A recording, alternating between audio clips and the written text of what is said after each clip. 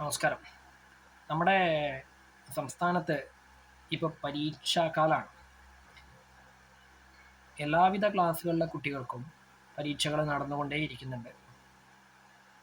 അപ്പോൾ ഈ വിദ്യാർത്ഥികൾക്ക് ചെറിയൊരു ഉപദേശം തരുന്നതിന് വേണ്ടിയിട്ടാണ് ഇപ്പോൾ വന്നിട്ടുള്ളത്. അത് സ്വീകരിക്കാതിരിക്കാം, അതൊക്കെ നിങ്ങളുടെ ഇഷ്ടമാണ്. പക്ഷേ കണ്ടുവന്നിട്ടുള്ള ഒരു പ്രവണതയുടെ അടിസ്ഥാനത്തിലാണ് ഞാൻ ഇപ്പോൾ നിങ്ങളോട് ആ ഒരു കാര്യം പറയാൻ പോകുന്നത്. അത് പ്രത്യേകിച്ച് ചെയ്തു വരുന്ന കുട്ടികൾ ഹൈസ്കൂളിലും ഹയർ സെക്കൻഡറിയിലും പലപ്പോഴും ഡിഗ്രിയിലുമുള്ള കുട്ടികളൊക്കെയാണ് ചെയ്യുന്നതായി കണ്ടുവന്നിട്ടുള്ളത്. നിങ്ങളൊക്കെ പരീക്ഷ എഴുതി കഴിഞ്ഞ ശേഷം പുറത്തിറങ്ങി മറ്റ് സഹപാഠികളുമായിട്ട് എഴുതിക്കഴിഞ്ഞ പരീക്ഷയുമായി ബന്ധപ്പെട്ട ചർച്ചകൾ നടത്തുന്ന ഒരു പ്രവണത ഇന്നൊന്നുമല്ല, പണ്ടുകാലം മുതലേയുള്ള ഒരു കാര്യമാണ്. ഈ ഒരു പ്രവണത ഒരിക്കലും നല്ലതാണ് എന്ന് ഞാൻ പറയില്ല. കാരണം നിങ്ങളെന്തായാലും പരീക്ഷ എഴുതി കഴിഞ്ഞതാണ്, പുറത്തിറങ്ങി കഴിയുകയും ചെയ്തു. പരീക്ഷാ പേപ്പർ എഴുതി കഴിഞ്ഞ ശേഷം ടീച്ചർമാർക്കോ മാഷന്മാർക്കോ ഒറ്റ കൊടുത്ത് പരീക്ഷാ ഹാൾ വിട്ട് പുറത്തിറങ്ങി കഴിഞ്ഞു. ഇനി ആ പരീക്ഷാ പേപ്പറിൽ നിങ്ങളെ കൊണ്ട് എന്തായാലും ഒരു കാര്യവും ചെയ്യുവാൻ സാധിക്കുന്നതല്ല.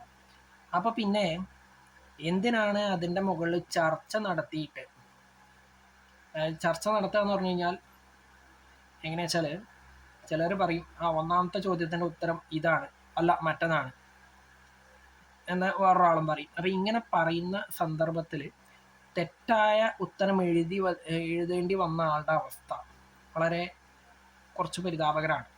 അതായത് അയ്യോ ഞാൻ എഴുതി തെറ്റായി പോയില്ലോ, ആ ഒരു ചിന്ത മനസ്സിൽ കയറിയിട്ട് അത് അലട്ടിക്കൊണ്ടിരിക്കും പല കുട്ടികളെയും. അപ്പം അതിന് ശേഷം വരുന്ന മറ്റു പരീക്ഷകളെ ബാധിക്കുന്ന ഒരു കാര്യമാണ്. മറ്റു പരീക്ഷകളെ മാത്രമല്ല, തെറ്റായി എഴുതിയ ശേഷം വീട്ടിൽ പോയി കഴിഞ്ഞ് കഴിഞ്ഞാൽ ഇത് തന്നെ ആലോചിച്ച് ഇരിക്കുന്ന ഒരു പ്രവണത, അല്ലെങ്കിൽ അത് ആലോചിച്ചിട്ട് മനസ്സിന് ഒരു ബുദ്ധിമുട്ടുണ്ടാക്കുന്ന ഒരു കാര്യമാണ്. അപ്പം അതുവഴി മനസ്സിൻ്റെ നിയന്ത്രണം നഷ്ടപ്പെടുകയും അത് മറ്റു പരീക്ഷകളെ ബാധിക്കുകയും ഒക്കെ ചെയ്യുന്നതാണ്. അപ്പം അതിലേറെ നല്ലത് നിങ്ങൾ എഴുതി കഴിഞ്ഞ ശേഷം അതിനെക്കുറിച്ചുള്ള ചർച്ച നിങ്ങൾ ചെയ്തിട്ട് കാര്യമില്ല. കാരണം ചത്ത കുട്ടിയുടെ ജാതകം നോക്കിയിട്ട് കാര്യമില്ല എന്നാണ് പറയാറുള്ളത്.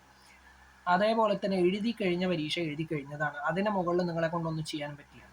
കഴിഞ്ഞത് കഴിഞ്ഞു എന്ന് പറഞ്ഞിട്ട് ആ ഒരു മനസ്സോടു കൂടി ഇരുന്ന് മറ്റു പരീക്ഷകളെ നേരിടാനുള്ള തയ്യാറെടുപ്പുകൾ നടത്തണം എന്നാണ് എൻ്റെ ഒരു ഉപദേശം, അല്ലെങ്കിൽ ഒരു അപേക്ഷയായിട്ട് നിങ്ങൾ സ്വീകരിച്ചാലും മതി. കാരണം അതുകൊണ്ട് നിങ്ങൾക്ക് എന്തായാലും ഉപകാരമേ ഉണ്ടാവുള്ളൂ, ഉപദ്രവം ഉണ്ടാവില്ല. കാരണം കഴിഞ്ഞു പോയ കാര്യങ്ങൾ കഴിഞ്ഞത് തന്നെയാണ്. അപ്പം അതിനെക്കുറിച്ച് വെറുതെ ഇങ്ങനെ ആലോചിച്ചിരുന്ന് മറ്റു പരീക്ഷകളെ കൂടി ബാധിക്കുന്ന തരത്തിൽ ഒരിക്കലും ഈ ഒരു ചോദ്യപേപ്പർ അവലോകനം നടത്തുക എന്നുള്ള പരിപാടി നടത്താതിരിക്കുകയാണ് കുറച്ചുകൂടി നല്ലത്.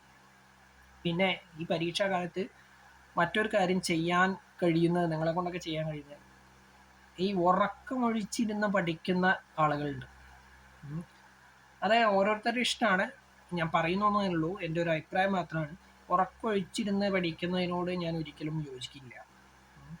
പഠിക്കേണ്ടെന്ന് അന്നന്ന് പഠിച്ചിരുന്നെങ്കിൽ ഈ ഒരു ബുദ്ധിമുട്ടൊന്നും വരില്ല. അതുകൊണ്ട് തന്നെ പരീക്ഷ ഉള്ളതിൻ്റെ തലേന്ന് പരമാവധി എന്ത് ചെയ്യുക വെച്ചാൽ ഒരു 7 മണിക്കൂർ അല്ലെങ്കിൽ 6 മണിക്കൂറിന് മുകളിൽ എങ്ങനെയായാലും ഉറക്കം കിട്ടത്തക്ക വിധത്തിൽ നിങ്ങളെ ഉറക്കം നിങ്ങൾ ക്രമീകരിക്കണം. എന്നിട്ട് രാവിലെ കുറച്ചധികം നേരത്തെ എണീക്കേണ്ടി വന്നു കഴിഞ്ഞാലും ആ ഒരു ബുദ്ധിമുട്ട് ആ ഒരു കുറച്ച് ദിവസത്തിന് മാത്രമേ ഉണ്ടാവുള്ളൂ. എന്നിരുന്നാലും നിങ്ങളതൊന്ന് സഹിക്കുക. കാരണം ഉറക്കമൊഴിച്ചിരുന്ന് പഠിക്കുന്നതിനേക്കാളും നല്ലത് കുറച്ച് മുന്നേ നേരത്തെ ഉറങ്ങിയ ശേഷം രാവിലെ നേരത്തെ എണീച്ച് ആ പഠിക്കുന്ന കാര്യം, രാവിലത്തെ ആ സമയത്ത് പഠിക്കുന്ന കാര്യം തലയിൽ കയറി കിട്ടും, കുറച്ച് നല്ലോണം കയറി കിട്ടും. അതുകൊണ്ട് തന്നെ അത് നിങ്ങൾക്ക് പരീക്ഷാ ഹാളിൽ ഉപകരിക്കുമെന്നാണ് എൻ്റെ വ്യക്തിപരമായിട്ടുള്ള ഒരു അഭിപ്രായം. കേൾക്കുന്നവർക്ക് കേൾക്കാം എന്ന് മാത്രമേ ഞാൻ പറയുള്ളൂ.